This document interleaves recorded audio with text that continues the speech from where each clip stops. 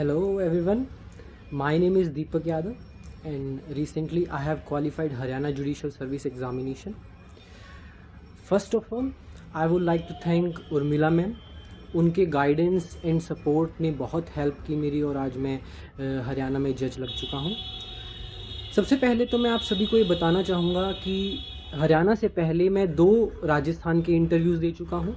मेरा तीसरा हरियाणा का इंटरव्यू था जिसे मैंने क्लियर कर दिया है और रिसेंटली अभी मेरा दिल्ली जुडिशियल सर्विस का भी मेंस क्वालिफाई हो चुका है.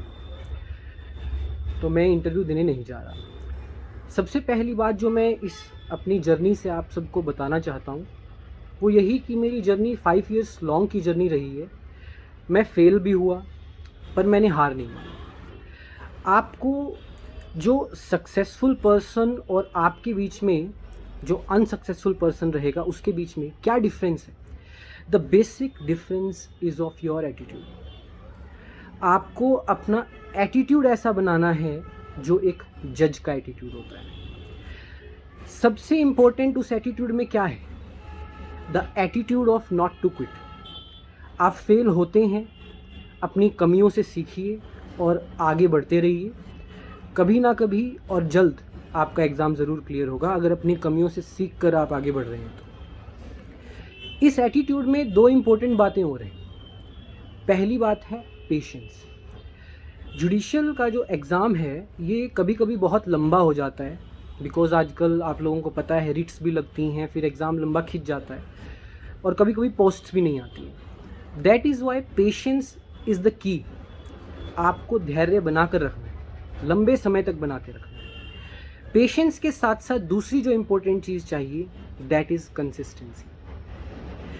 अगर मैं आपको कहूँ कि आपको आज खाना दूंगा, उसके बाद 3 दिन खाना नहीं दूंगा, फिर चौथे दिन फिर खाना दूंगा, फिर 3 दिन नहीं खाना दूंगा, फिर एक बार और खाना दूंगा, तो क्या आपको लगता है कि आपकी फिटनेस मेंटेन हो पाएगी? Answer is clear, no. Consistency का काम यही है. आपको डेली बेसिस पे कंसिस्टेंटली उतनी स्टडी करनी ही पड़ेगी जो आपके लिए ज़रूरी है. ये कंसिस्टेंसी आपको स्टडी की हैबिट देगी. हैबिट बनाना बहुत ज़रूरी है. अगर आप एक दिन 10 घंटे पढ़ लेते हैं, 2 दिन फिर नहीं पढ़ते, फिर एक दिन 10 घंटे पढ़ लेते हैं, फिर 2 दिन नहीं पढ़ते, उससे फ़ायदा नहीं होगा.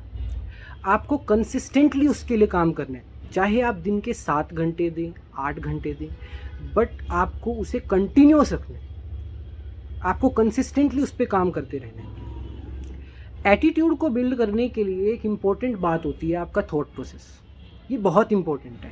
आप बहुत बारी नेगेटिव फील करेंगे, बहुत अलग अलग तरह के थॉट आपके माइंड में आएंगे, बट थॉट प्रोसेस बहुत इम्पोर्टेंट है. तो उसे पॉजिटिव रखिए, पॉजिटिव लोगों के साथ जुड़े रहिए. जितने ज़्यादा आपके आसपास के लोग जो हैं उस माइंडसेट के होंगे, आपको उसी माइंडसेट में ग्रो करने में हेल्प. कबीर जी का एक दोहा है, कहते हैं कबीरा लोहा एक है, गढ़ने में है फिर, ताही का बख्तर बने और ताही से शमशी. आप भी वही हैं, मैं भी वही हूँ, ब्रेन भी सबको वही मिला है. डिफरेंस यही है कि कोई उसे गढ़ देता है जज बनने के लिए और कोई नहीं. तो आपको कॉन्टीन्यूअस एफर्ट करने होंगे तभी आप यहाँ तक पहुँच सकते हैं. अगर मैं एग्ज़ाम की बात करूँ तो एग्ज़ाम में जो सबसे इम्पोर्टेंट चीज़ है वो है आपका कंपस, आपका मैप. आपका कंपस और आपका मैप आपको हेल्प करेगा कि आप जो अपनी जर्नी है उसको अर्लीस्ट पॉसिबल वे में अचीव कर सकें. देखिए, अगर आपको 100 किलोमीटर कहीं जाना है तो अगर आपके पास सही डायरेक्शंस नहीं होंगी तो हो सकता है आप 200 किलोमीटर वाले रास्ते से अपनी जर्नी पर जाएं. तो आपने एक लंबा रास्ता चुन लिया. पहुंच तो आप सकते हैं लेकिन वो एक लंबा रास्ता हो.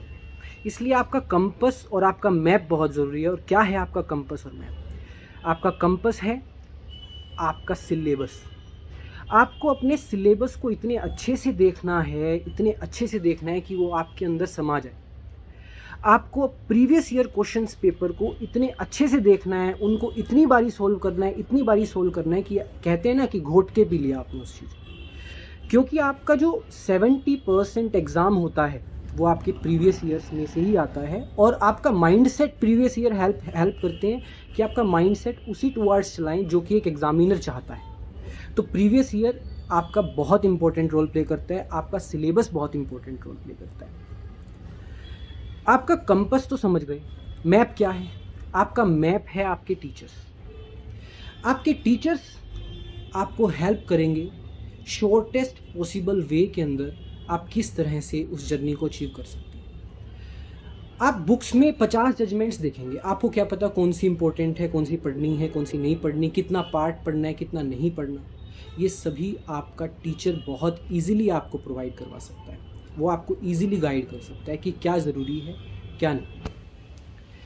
जुडिशरी के लिए आप एक बात ध्यान रखें, आपको एक्सपर्ट नहीं बनना। आपको इंग्लिश का एक्सपर्ट नहीं बनना, आपको हिंदी का एक्सपर्ट नहीं बनना, आपको इवन लॉ का एक्सपर्ट भी नहीं बनना। आपको क्या बनना है? आपको एक बैलेंस्ड पर्सन बनना है।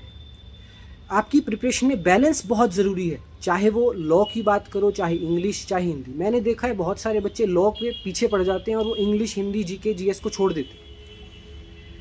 इंग्लिश, हिंदी भी उतना ही इम्पोर्टेंट है जितना आपका लॉ। इस वजह से आपको एक बैलेंस्ड एटीट्यूड से काम करना है। और कुछ कुछ स्टेट में, जैसे राजस्थान में, इंग्लिश, हिंदी के बेसिस पे अगर आपका लॉ कम भी मार्क्स लेकर आया है तो भी आप क्वालिफाई कर जाते हैं, क्योंकि वहाँ पे बहुत इंपॉर्टेंट रोल प्ले करता है इंग्लिश, हिंदी। प्रीलिम्स के लिए आपकी बेयर एक्ट सबसे इम्पोर्टेंट है। 90% of your exam is from bare act. रही बात मेंस की, तो मैक्सिमम आपकी प्रिपरेशन जो होगी वो राइटिंग की प्रैक्टिस से होगी। जितनी ज़्यादा प्रैक्टिस कर सकते हो करो, जितनी ज़्यादा। हफ्ते में एक पेपर लिखा करो पूरा, कम से कम एक पेपर। महीने में 4 लिख दोगे और साल में तो कितने लिखे जाएंगे। क्योंकि अगर आप एग्ज़ाम में फ़र्स्ट टाइम पेपर लिखेंगे तो वो सही नहीं है। आपको पेपर लिखने की हैबिट बनानी है, ऐसी हैबिट कि जब आप एग्ज़ाम लिखने जा रहे हैं ना, तो आपको वो चीज़ नॉर्मल लगने लगे। आपको ऐसा ना लगे ये क्या कर रहा हूँ मैं, 3 घंटे का पेपर लिखना पड़ गया मुझे। आपको वो हैबिट नॉर्मल लगने लगे। इस तरह से आपको उस एग्ज़ाम को लिखने की प्रैक्टिस करनी है। कहते हैं ना, जंग में लहू लुहान हूँ, इससे अच्छा ये है कि मैं अपनी प्रैक्टिस में अपने पसीने से लहू लुहान हो जाऊँ, ताकि जंग में मुझे महसूस ही ना हो कि मैं जंग खेल रहा हूँ। तो यही बात आपकी प्रिपरेशन पे है। प्रिपरेशन में आंसर राइटिंग इतनी करो कि जब आप आंसर लिखने एग्ज़ाम में बैठो ना, आपको वो चीज़ नॉर्मल लगने लग जाए, क्योंकि वो तो आपकी हैबिट हो गई है आंसर लिखना। और लास्ट चीज़ मैं यही कहना चाहूँगा कि अब्दुल कलाम जी का एक कोट है, if you want to shine like a sun, you have to first burn like a sun. सूरज बनना तो सभी चाहते हैं, शाइन तो सभी करना चाहते हैं, पर क्या तुम सूरज की तरह जलना चाहते हो? उसका जो तापमान है उसको सह सकते हो? यही निर्धारित करेगा कि तुम जज बन पाओगे या नहीं। बनना चाहते हो तो जलना तो पड़ेगा, ये तो रूल है। Struggle is a part of this journey. किसी को कम करना पड़ेगा, किसी को ज़्यादा, किसी को किस तरह से, किसी को किस तरह से, पर करना पड़ेगा। उस स्ट्रगल से लर्न करो, आगे बढ़ते चलो। बस यही कहना चाहूँगा। Thank you, have a nice day.